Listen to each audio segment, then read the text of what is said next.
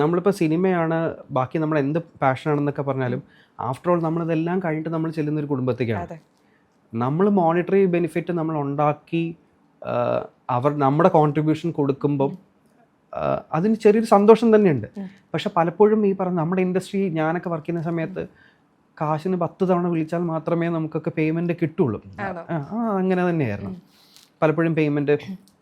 ഞാൻ വർക്ക് ചെയ്തിട്ടുള്ള ഒരു 6-7 പ്രോജക്റ്റിൻ്റെ പേയ്മെൻറ്റ്സ് ഒക്കെ എനിക്ക് ഇപ്പോഴും എനിക്ക് പെൻഡിങ് ആണ്.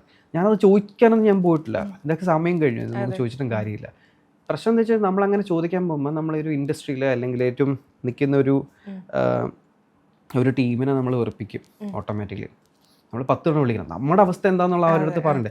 ഈ നമ്മുടെ നാട്ടിലൊരു ഒരു പറച്ചിലില്ലേ, അതായത് കടം ചോദിക്കുന്നവൻ്റെ അടുത്ത് നിന്ന് തിരിച്ചു കിട്ടാനായിട്ട് പിന്നെ നമ്മൾ കഷ്ടപ്പാടാണ്, നമ്മുടെ ദുരിതവും കാര്യങ്ങളും പറയേണ്ടി വരും. അപ്പം അങ്ങനെ സിറ്റുവേഷനൊക്കെ വന്നപ്പോഴത്തേക്കും ഞാൻ വിചാരിച്ചു, ഇതിനകത്ത് സ്ട്രഗിളിങ് ഉണ്ട്. പിന്നെ എളുപ്പം എന്ന് പറയുന്നത് അവളെ ഒരു സേഫ് ആയിട്ടുള്ളൊരു സ്ഥലത്ത് എത്തിക്കുക എന്നുള്ളതാണ്. ഒരു ബാക്കപ്പ് പ്ലാൻ എന്ത് കാര്യത്തിലും നമുക്ക് വേണം.